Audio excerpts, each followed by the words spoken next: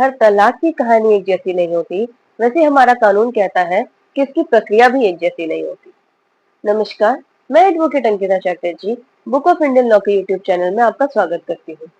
और आज हम डिस्कस करेंगे types of divorces and their grounds provided under Hindu marriage act and special marriage act. तो चलिए शुरू करते हैं आज का वीडियो और समझते हैं कि तलाक कितने प्रकार के होते हैं और उनके क्या ग्राउंड्स हैं एकदम इजी लैंग्वेज में। सबसे पहले हम बात करेंगे म्यूचुअल डिवोर्स की। म्यूचुअल डिवोर्स आपको नाम से ही समझ आ रहा होगा, आपसी सहमति से तलाक लेना, जहां पे हस्बैंड एंड वाइफ को ये लगे कि अब उनका मैरिज एक ऐसे ब्रेकडाउन पॉइंट पे आ गया है जहां पे उनका साथ रहना बिल्कुल पॉसिबल नहीं है। उनके प्रेफरेंसेस अलग है, चॉइसेस अलग है, प्रायोरिटीज अलग है और अब वो साथ नहीं रह सकते। तो ऐसे कंडीशन पे दोनों आपसी सहमति से म्यूचुअल डिवोर्स फाइल कर सकते हैं। इसके बाद है कॉन्टेस्टेड डिवोर्स। कॉन्टेस्टेड डिवोर्स मतलब जहां पे हस्बैंड या वाइफ दोनों में से कोई भी डिवोर्स फाइल कर सकता है without the consent of the other person. मतलब ए और बी है, ए हस्बैंड है, बी वाइफ है, दो ए या बी दोनों में से कोई भी एक डिवोर्स फाइल कर सकता है। इसमें दूसरे पर्सन की सहमति हो या ना हो ये जरूरी नहीं है। अब इसके हम ग्राउंड्स जान लेंगे। सबसे पहला है एडल्ट्री। एडल्ट्री मतलब to have a sexual intercourse with some other person other than your spouse. Husband है तो वाइफ के अलावा किसी और पर्सन के साथ सेक्सुअल इंटरकोर्स किया, वाइफ है तो हस्बैंड के अलावा किसी और पर्सन के सेक्सुअल इंटरकोर्स किया। तो ऐसे में स्पाउस जो भी है आइदर वाइफ और द हस्बैंड एडल्ट्री के ग्राउंड पे डिवोर्स पिटीशन फाइल कर सकते हैं। इसके बाद है क्रुएलिटी। अब क्रुएलिटी से काफी लोग ये समझते हैं कि मारपीट करना।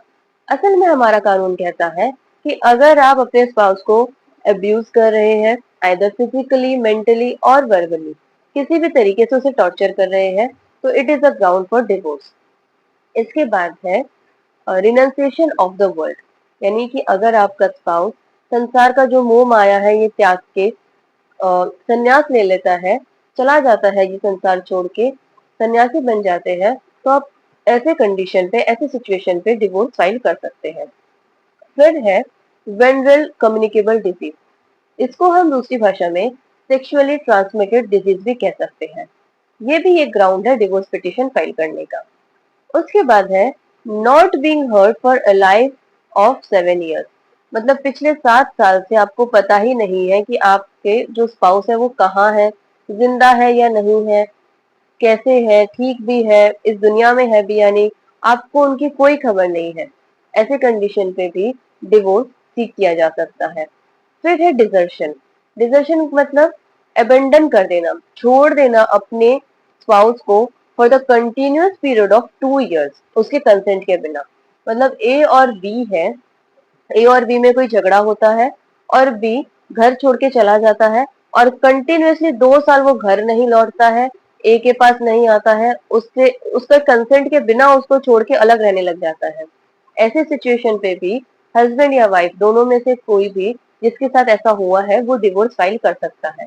अब एक केस में हुआ ये था कि जो वाइफ थी वो किसी झगड़े की वजह से कुछ दिनों के लिए गुस्सा होकर अपने मायके चली गई और जब वो वापस आना चाहती थी 1 हफ्ते या 10 दिन बाद, तो हस्बैंड का ये कहना था कि वाइफ ने डिजर्शन किया है और उन्हें डिवोर्स चाहिए। कोर्ट ने ये जजमेंट दिया कि इसे डिजर्शन नहीं माना जाएगा, क्योंकि सबसे पहले डिजर्शन के ग्राउंड पे अगर आपको डिवोर्स चाहिए तो desertion for the continuous period of 2 years होना चाहिए, 2 साल का होना चाहिए। और ऐसे झगड़े जहाँ पे वाइफ कुछ दिनों के लिए रूठ के अपने घर चली जाए, अपने मायके चली जाए और फिर वापस आना चाहे, ऐसी सिचुएशन पे आप अपनी वाइफ को डिजर्शन के लिए गिल्टी मान के उनसे डिवोर्स नहीं ले सकते। इसके बाद है इंसेनिटी ऑफ माइंड। मतलब अगर स्पाउस को कोई ऐसी डिजीज हो जाए, कोई मेंटल डिजीज हो जाए जिसमें उनका माउंट अनसाउंड हो जाए, जिसको हम सरल भाषा में कहते हैं कि वो कुछ समझने के लायक ना रहे, वो इंसेन हो जाए, ऐसी सिचुएशन पे भी डिवोर्स क्लेम किया जा सकता है। अब इसके बाद हम कुछ ऐसे ग्राउंड्स डिस्कस करेंगे जिसमें से वाइफ को राइट है डिवोर्स क्लेम करने का। सबसे पहला है हम बाइगैमी। बाइगैमी मतलब ऑलरेडी एक वाइफ के रहते अगर हस्बैंड दूसरी शादी कर लेता है तो जो फर्स्ट वाइफ है वो डिवोर्स फाइल कर सकती है। सेकंड, अगर हस्बैंड गिल्टी माना जाता है रेप, सोडोमी या बिस्टिलिटी का।